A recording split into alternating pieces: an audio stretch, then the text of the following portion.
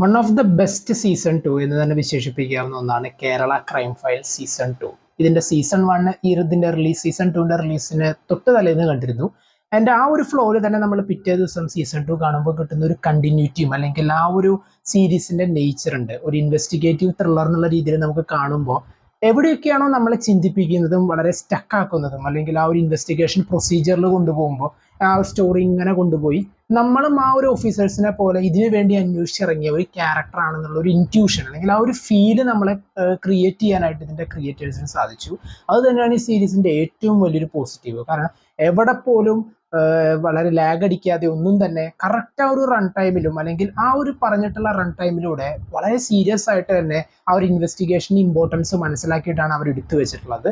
പിന്നെ അടുത്തൊരു കാര്യം എന്ന് വെച്ച് കഴിഞ്ഞാൽ ഇതിൽ നമ്മൾ കാണുന്ന മുമ്പ് കണ്ടിട്ടുള്ള പല സിനിമകളുടെയോ സീരീസുകളുടെയോ പോലത്തെ ഒരു ചില ക്ലീഷേഴ്സ് ഒന്നുമില്ല. കാരണം ഒരു പൊളിറ്റിക്കൽ പ്രഷർ ഓഫർ ചെയ്തിട്ടുള്ള കേസാണ് അല്ലെങ്കിൽ അത്രത്തോളം ഉള്ള ഒരു കേസാണ് എന്നൊന്നും സൂചിപ്പിക്കാത്ത അല്ലെങ്കിൽ അങ്ങനെ ഒന്നും മെൻഷൻ ചെയ്യാത്ത വളരെ നോർമൽ ആയിട്ടുള്ള കേസുകൾ, അതിന്റെ ആ ഒരു പല കാര്യങ്ങളും അവരെടുത്ത് കാണിക്കാതെ ജസ്റ്റ് ഓക്കെ ഇങ്ങനൊരു അബ്സ്കോണ്ടിങ് ഉണ്ടായി ആൻഡ് അതിനുശേഷം ഇതിന് ആ ഒരു വിക്ടിംസിന് എന്ത് സംഭവിച്ചു എന്നുള്ള ആ ഒരു അന്വേഷണം അങ്ങനെ തുടങ്ങി തുടങ്ങി തുടങ്ങി എവിടെ കൊണ്ട് എത്തി നിൽക്കുന്നു. ചില സ്ഥലങ്ങളിലൊക്കെ ശരിക്കും ആ ഒരു ക്യാരക്ടേഴ്സിന്റെ ആ ഒരു കിളി പോയ പോലത്തെ ഒരു അവസ്ഥകളുണ്ട്. കാരണം ആ ഒരു ഓഫീസേഴ്സ് ഈ ഒരു പോയിന്റിലേക്ക് എത്തുമ്പോൾ, ഈ ഒരു കൺക്ലൂഷനിലേക്ക് എത്തുമ്പോൾ നമ്മളെ പോലും ഞെട്ടിക്കുന്ന രീതിയിലുള്ള ഒരു എഴുത്താണ് ശരിക്കും നമുക്ക് ഈ സീരീസിൽ കാണാൻ സാധിക്കുക. കിഷ്കിന്ധാകാന്ഡത്തിന്റെ സ്ക്രീൻ പ്ലേ എഴുതിയിട്ടുള്ള ബാഹുൽ രമേശ് ആണ് ഈ ഒരു സീസൺ 2ന്റെയും എഴുതിയിട്ടുള്ളത്.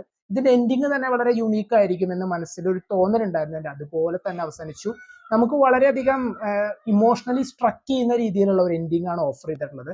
ആൻഡ് അഭിനയിച്ചിട്ടുള്ള എല്ലാവരും അവരവരുടെ റോളുകൾ ഗംഭീരമാക്കിയിട്ടുണ്ട്. പ്രത്യേകിച്ച് പറയേണ്ടത് അർജുൻ രാധാകൃഷ്ണന്റെ ഒരു ഓഫീസർ റോള് വളരെ സ്മൂത്ത് ആയിട്ട് തന്നെ ആ ഒരു ക്യാരക്ടറിനെ ഡെലിവർ ചെയ്യാനായിട്ട് അദ്ദേഹത്തിന് സാധിച്ചു. കാരണം ക്രൈം ബ്രാഞ്ചിൽ നിന്നും ഈ ഒരു അന്വേഷണ ഈ ഒരു ഇൻവെസ്റ്റിഗേഷൻ ടീമിലേക്ക് വരുന്ന ഒരു ഓഫീസറിന്റെ ഒരു റോളിനെ വളരെ സിമ്പിൾ ആയിട്ടും ഡയലോഗ് ഡെലിവറി ആയാലും മാനറിസംസ് ഒക്കെ ആയാലും ശരി വളരെ സൂപ്പർ ആയിട്ട് തന്നെ അദ്ദേഹം ചെയ്തു വെച്ചു. എൻ്റെ അജു വർഗീസ്, ലാലിന്റെ ഒക്കെ ഒരു ക്യാരക്ടർ ഫസ്റ്റ് നമ്മൾ സീസണിൽ കണ്ടിട്ടുള്ള ഒരു ക്യാരക്ടറിന് തന്നെ കണ്ടിന്യൂഷനിൽ വരുന്നുണ്ട് ഇവരുടെ ഒരു ഇൻവെസ്റ്റിഗേഷൻ ടീമിന്റെ ഒരു ലീഡായിട്ട്. പക്ഷെ നമുക്ക് കാണുകയാണെങ്കിൽ ഒരു സീനിയർ മോസ്റ്റ് ആയിട്ടുള്ള ഒരു പോലീസ് ഓഫീസറിന്റെ എല്ലാ രീതിയിലുള്ള ഒരു മാനറിസംസും അല്ലെങ്കിൽ ആ ഒരു സംസാര രീതികളൊക്കെ നമുക്ക് കാണാൻ സാധിക്കും. നമ്മൾ ഈ സീരീസിൽ നോക്കി കഴിഞ്ഞാൽ ഫസ്റ്റ് സീസണിലായാലും സെക്കൻഡ് സീസണിലായാലും ശരി ഇതിന്റെ കാസ്റ്റിംഗ് നല്ല പക്ക കാസ്റ്റിംഗ് ആണ്. കാരണം അത്രത്തോളം വർഷങ്ങളോളം എക്സ്പീരിയൻസ് ഉള്ള ഒരു പോലീസ് ഓഫീസേഴ്സ് ആയിട്ടുള്ള ആളുകളെയാണ് ഇതിൽ മീൻസ് അങ്ങനെ നമ്മൾക്ക് തോന്നുന്ന രീതിയിലുള്ള ഒരു ആക്ടേഴ്സിനെയാണ് ഇതിൽ അവർ കാസ്റ്റ് ചെയ്തിട്ടുള്ളത്. അതിന് ഇതിന്റെ കാസ്റ്റിംഗ് ടീമിന് വേണം ആദ്യത്തെ കയ്യടി കൊടുക്കാൻ. അതുപോലെ തന്നെ ഹഷാം അബ്ദുൽ വഹാബ് ഈ സീരീസിന്റെ ഒരു മ്യൂസിക് ഡയറക്ടർ, ഫസ്റ്റ് സീസൺ അദ്ദേഹം തന്നെയാണ് ചെയ്തിരുന്നത് ആൻഡ് സെക്കൻഡ് സീസണും അതെ.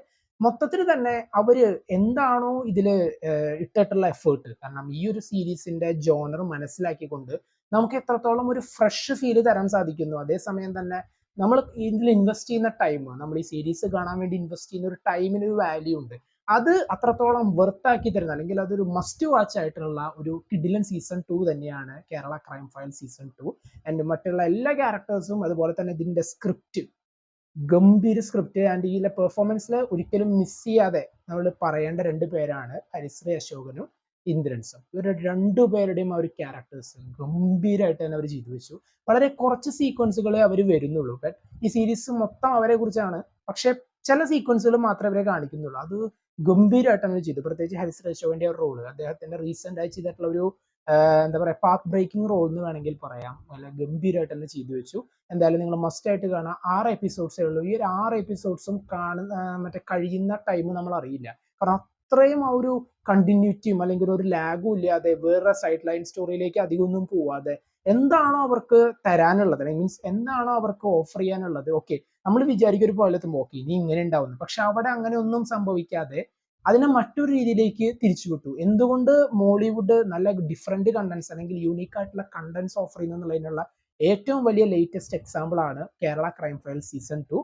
സീരീസ് കാണാത്തതുണ്ടെങ്കിൽ മസ്റ്റ് ആയിട്ട് കാണാം. ഇതിന് സീസൺ 1 കാണാൻ നിർബന്ധമുണ്ടോ എന്ന് ചോദിച്ചു കഴിഞ്ഞാൽ ചില ക്യാരക്ടേഴ്സിന്റെ ജസ്റ്റ് അവർ മുമ്പ് അന്വേഷിച്ച കേസ് എന്താണ്, അതിന്റെ ഒരു നേച്ചർ എങ്ങനെയായിരുന്നു എന്നുള്ളത് അറിയാൻ വേണ്ടിയിട്ട് വേണമെങ്കിൽ കണ്ടിട്ട് ഇത് കണ്ടാലും കുഴപ്പമില്ല. ബട്ട് ഒരു സീസൺ 1 കണ്ടാൽ മാത്രമേ ഇതിന്റെ സ്റ്റോറി മനസ്സിലാവൂ, അങ്ങനെ യാതൊരു നിർബന്ധവും ഇല്ല. സീസൺ 2 വേറെ കേസാണ്, സീസൺ 1 വേറെ കേസാണ്. നിങ്ങൾക്ക് സീരീസിനെ കുറിച്ചുള്ള അഭിപ്രായങ്ങൾ കമന്റ് ബോക്സിൽ നോട്ട് ചെയ്യാം. കാണാത്തതുണ്ടെങ്കിൽ മസ്റ്റ് ആയിട്ട് കാണുക.